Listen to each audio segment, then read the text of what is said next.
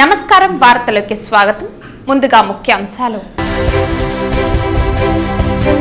నా పోరాటం సూడో జర్నలిస్టుల మీదే జర్నలిస్టుల మీద కాదు పేర్కొన్న తిరుపతి ఎమ్మెల్యే భూమన కరుణాకర్ రెడ్డి వైకాపా రౌడీ ముక్కల దాడిలో గాయపడిన చంద్రగిరి నియోజకవర్గ తెలుగుదేశం పార్టీ అభ్యర్థి పులివర్తి నానిని పరామర్శించిన మాజీ మంత్రి అమర్నాథ్ రెడ్డి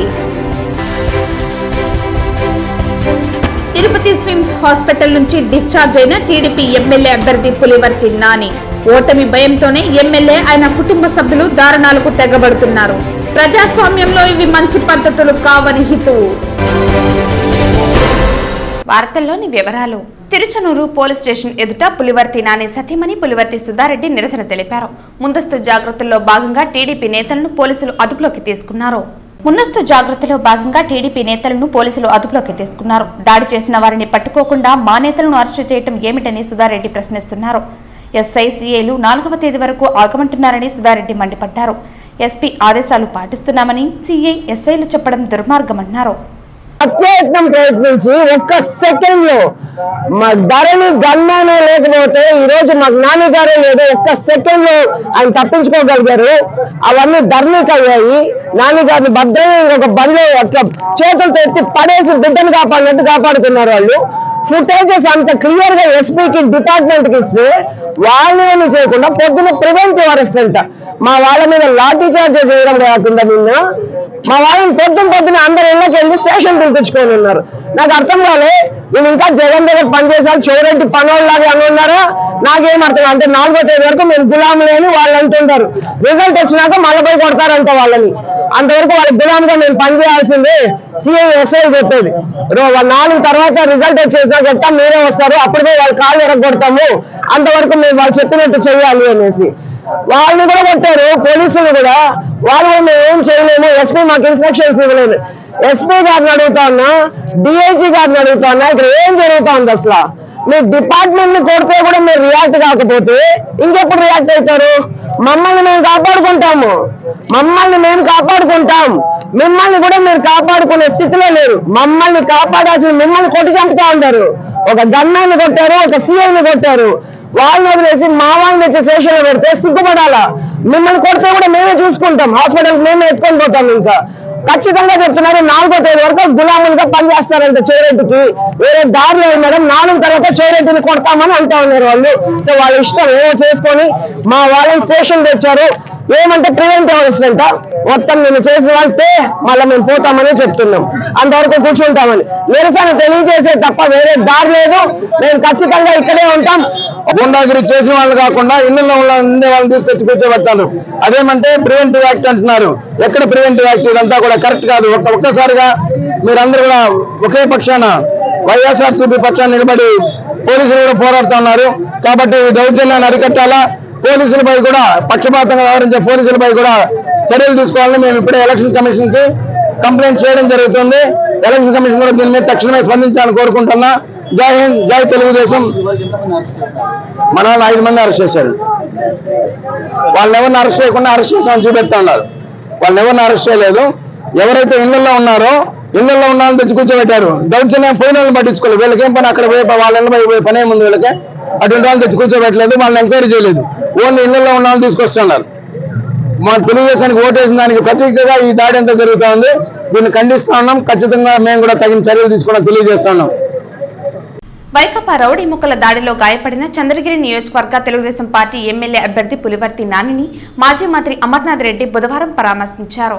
తిరుపతి శ్రీ పద్మావతి మహిళా యూనివర్సిటీలోని స్ట్రాంగ్ రూమ్ పరిశీలనకు మంగళవారం వెళ్లిన పులివర్తి నానిపై విచక్షణారహితంగా దాడి చేయడంతో ఆయన గాయపడి అపస్మారక స్థితికి చేరుకోవడం స్విమ్స్ కు తరలించారు. అక్కడ చికిత్స పొందుతున్న ఆయనను మాజీ మంత్రి అమర్నాథ్ రెడ్డి, చిత్తూరు ఎంపీ అభ్యర్థి దగ్గుమల్ల ప్రసాదరావు, పూతలపట్టు ఎమ్మెల్యే అభ్యర్థి మురళి తదితరులు కలిసి పరామర్శించారు. అనంతరం మీడియా సమావేశంలో దాడిని ఆయన ఖండించారు. ప్రజాస్వామ్యంలో ఇలాంటి దాడులు హేయమైన చర్యగా ఆయన పేర్కొన్నారు. పోలీసుల వైఫల్యం వల్లే ఈ దాడి జరిగిందని, దాడికి కారణమైన వారిని వెంటనే అరెస్టు చేయాలని ఆయన డిమాండ్ చేశారు.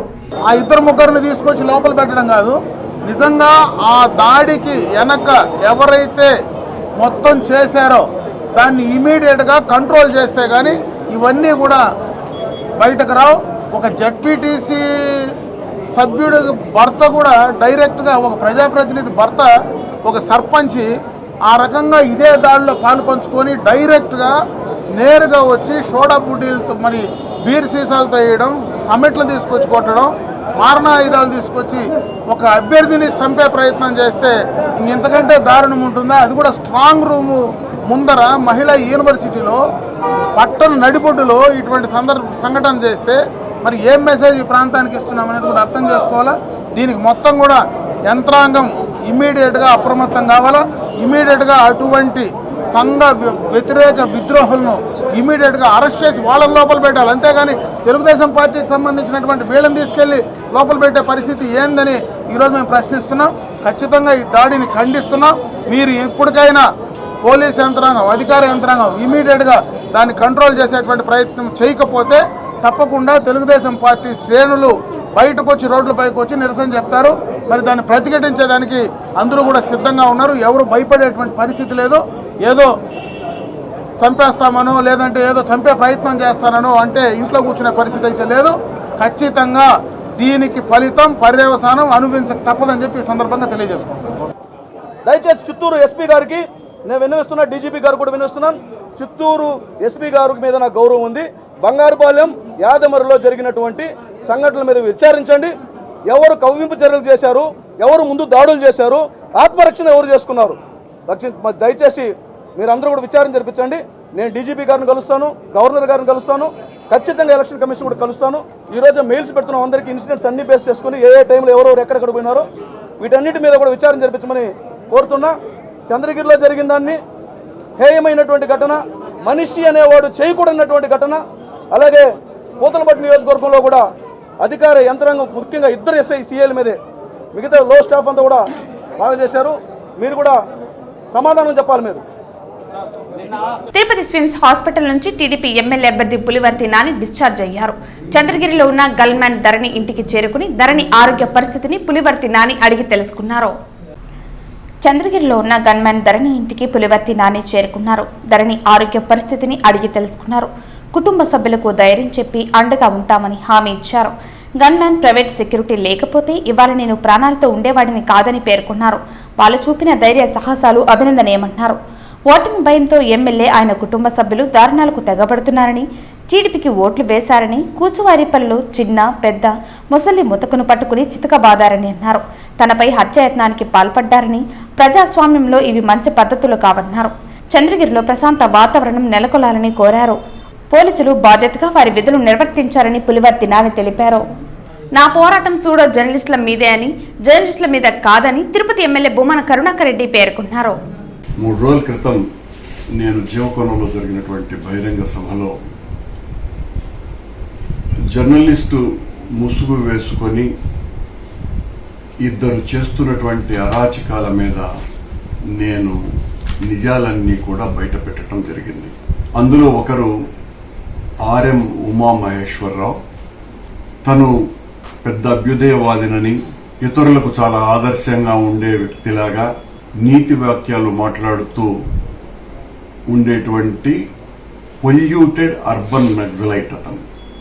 సరిగ్గా 2006వ సంవత్సరం ఒక ముఖ్యమైన విషయం చెప్పబోతున్నాను మీకు. 6వ సంవత్సరం ఈ ఉమామహేశ్వరరావు వల్లంపాటి వెంకట సుబ్బయ్య గారని మదనపల్లిలో ఉండే ఒక గొప్ప రచయిత, మేధావి, ఆరోగ్యం సరిగ్గా లేదు, వారికి మీరు ఏదైనా ఆర్థిక సహాయం చేస్తే బాగుంటుంది అంటే నేను 1 లక్ష రూపాయలు ఇతని చేతికి ఇవ్వటం జరిగింది.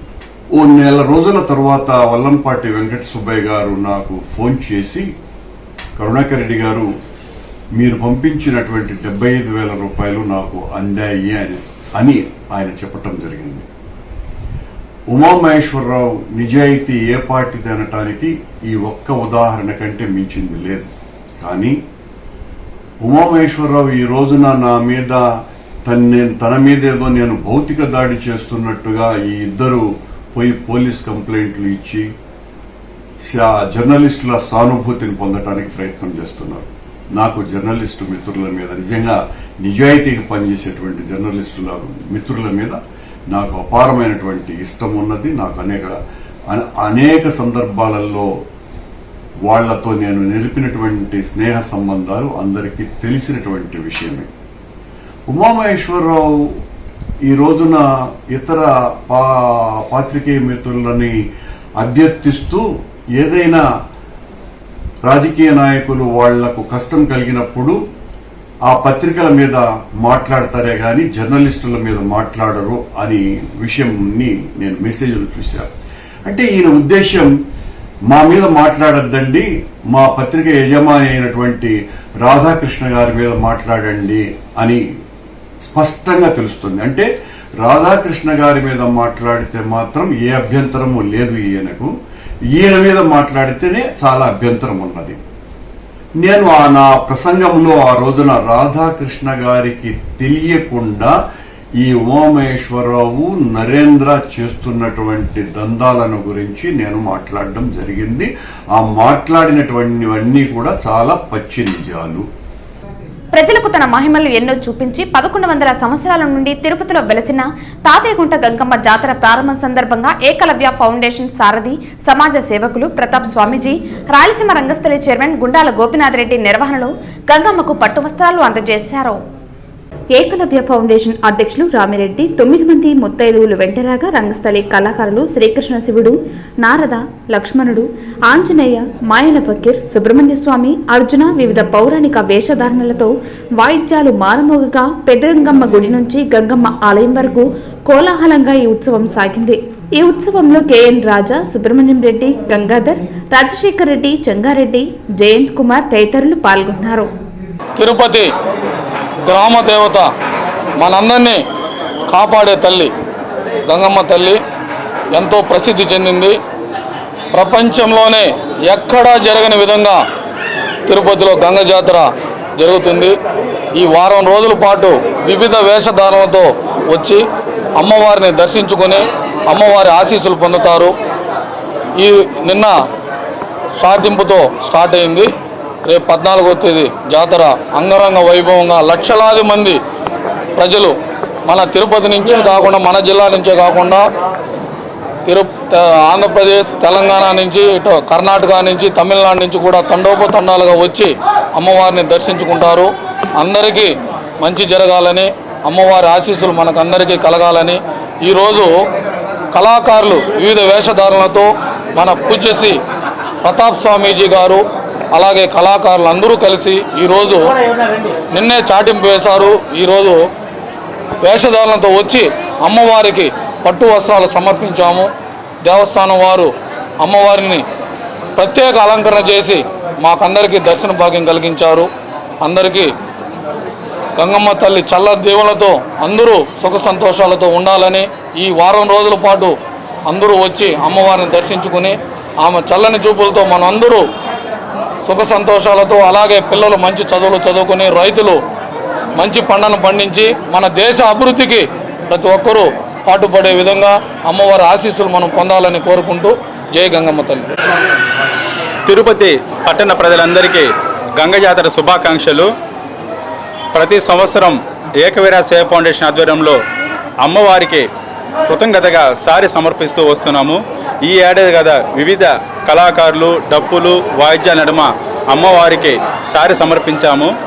అమ్మవారిని తిరుపతి జిల్లా మొత్తం నీటి కరువు లేకుండా, త్రాగునీటికి, వ్యవసాయానికి ఇబ్బంది లేకుండా వర్షాలు సకాలంలో కురాలని అమ్మవారిని కోరుకున్నాము.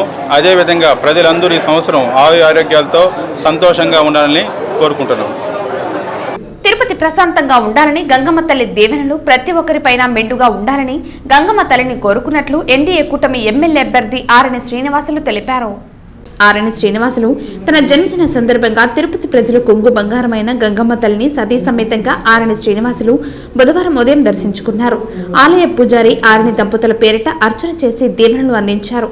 అనంతరం మీడియాతో మాట్లాడుతూ ఎన్నికల కారణంగా జాతర ఆలస్యమైన ప్రజలు భక్తి శ్రద్ధలతో జరుపుకుంటూ ఉండటం సంతోషంగా ఉందన్నారు. రాబోయే రోజుల్లో తిరుపతి మహర్దశ మారాలని గంగమ్మను కోరుకున్నట్లు ఆయన తెలిపారు. అనంతరం తిరుమల శ్రీ వెంకటేశ్వర స్వామిని కుటుంబ సభ్యులతో కలిసి ఆరణి శ్రీనివాసులు దర్శించుకున్నారు. తెలుగుదేశం, జనసేన, బీజేపీ నాయకులు, కార్యకర్తలు మధ్యాహ్నం ఆరణి శ్రీనివాసులు ఇంటికి చేరి ఆయనకు శుభాకాంక్షలు తెలిపారు. పలువురు నాయకులు భారీ కేకులు తెచ్చి ఆయన చేత కట్ చేసి శుభాకాంక్షలు తెలిపారు. సంవత్సరానికి ఒక్కసారి మాత్రమే, అది కూడా మే నెలలో మాత్రమే వికసించే మే పుష్పాలు గత 4 సంవత్సరాలుగా చిత్తూరు జిల్లా కాణిపాకం సమీపంలోని శ్రీ విఘ్నేశ్వర పిరమిడ్ మహాశక్తి క్షేత్రం నందు వికసిస్తున్నాయి. విరగపూసిన మే పుష్పాలు సంవత్సరానికి ఒక్కసారి మాత్రమే, అది కూడా మే నెలలో మాత్రమే వికసించే మే పుష్పాలు గత 4 సంవత్సరాలుగా చిత్తూరు జిల్లా కాణిపాకం సమీపంలోని శ్రీ విఘ్నేశ్వర పిరమిడ్ మహాశక్తి క్షేత్రం నందు వికసిస్తున్నాయి. గతంలో ఒక పుష్పం మాత్రమే వికసించే మే పుష్పం ఈ సంవత్సరం విరగబూసింది. చూపరులను ఆకర్షించే ఈ మే పుష్పం చూడటానికి చాలా అందంగా ఉంటుంది. తిరుమల శ్రీవారిని ఈ రోజు ఉదయం వీఐపీ విరామ సమయంలో పలువురు ప్రముఖులు దర్శించుకున్నారు. తిరుమల శ్రీవారిని ఈ రోజు ఉదయం వీఐపీ విరామ దర్శన సమయంలో కారుమూరి నాగేశ్వరరావు, పెద్దిరెడ్డి రామచంద్రారెడ్డి, మిథున్ రెడ్డి, ఆరణి శ్రీనివాసులు వేరువేరుగా స్వామివారిని దర్శించుకున్నారు. వీరికి ఆలయ అధికారులు స్వాగతం పలికి దర్శన ఏర్పాట్లు చేశారు. దర్శన అనంతరం రంగనాయకుల మండపంలో వేద పండితులు వేద ఆశీర్వచనం అందించగా టీటీడీ అధికారులు తీర్థ ప్రసాదాలు అందించారు.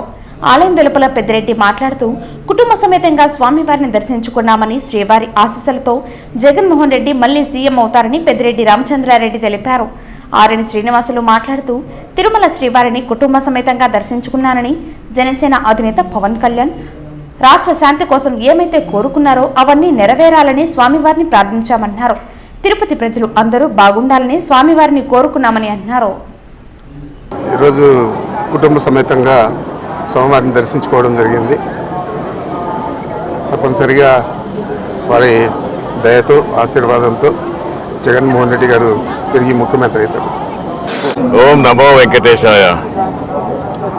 తిరుమల తిరుపతి దేవస్థానం ఈరోజు కలియుగ వెంకటేశ్వర స్వామిని కుటుంబ సమేతంగా వచ్చి దర్శించుకోవడం జరిగింది.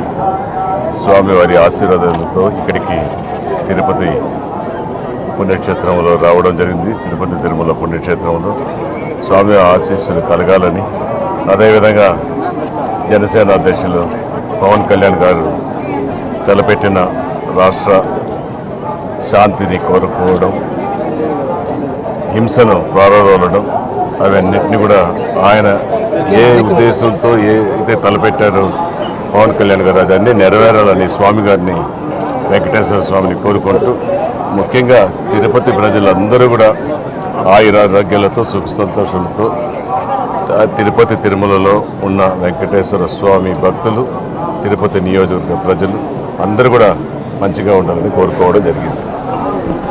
కుప్పం పట్టణంలోని ఆర్ఎన్బి భవనం వద్ద వ్యక్తి దారుణ హత్యకు గురైన ఘటన బుధవారం చోటు చేసుకుంది. స్థానికుల సమాచారంతో పోలీసు సిబ్బందితో డీఎస్పీ శ్రీనాథ్ ఘటనా స్థలానికి చేరుకుని మృతదేహాన్ని పరిశీలించారు. మృతుడు పెద్ద బంగారు నత్తం గ్రామానికి చెందిన మనీగా గుర్తించారు. మనీ రైతుగా జీవనం సాగిస్తున్నారు. ఈ నేపథ్యంలో వర్షాలు లేకపోవడంతో మనీ కూలి పనులు చేసుకుంటూ జీవనం సాగిస్తూ ఉండేవాడు. గుర్తు తెలియని వ్యక్తులు మనీపై దాడి చేశారా లేక పాత కక్షలతో దాడి చేసి చంపారా అనే విషయాలు పోలీసుల విచారణలో తెలియాల్సి ఉంది. సంబంధించి మరిన్ని వివరాలు తెలియాల్సి ఉంది. వార్తలు ముగించే ముందు ముఖ్యాంశాలు మరోసారి. నా పోరాటం సూడో జర్నలిస్టుల మీదే, జర్నలిస్టుల మీద కాదు పేర్కొన్న తిరుపతి ఎమ్మెల్యే భూమన కరుణాకర్ రెడ్డి. వైకాపా రౌడీ ముక్కల దాడిలో గాయపడిన చంద్రగిరి నియోజకవర్గ తెలుగుదేశం పార్టీ అభ్యర్థి పులివర్తి నానిని పరామర్శించిన మాజీ మంత్రి అమర్నాథ్ రెడ్డి. తిరుపతి స్విమ్స్ హాస్పిటల్ నుంచి డిశ్చార్జ్ అయిన టీడీపీ ఎమ్మెల్యే అభ్యర్థి పులివర్తి నాని. ఓటమి భయంతోనే ఎమ్మెల్యే ఆయన కుటుంబ సభ్యులు దారుణాలకు తెగబడుతున్నారు. ప్రజాస్వామ్యంలో ఇవి మంచి పద్ధతులు కావని హితువు. ఈ వార్తలు ఇంతటితో సమాప్తం. తిరిగి వార్తల్లో మళ్ళీ కలుద్దాం. అంతవరకు సెలవు. నమస్కారం.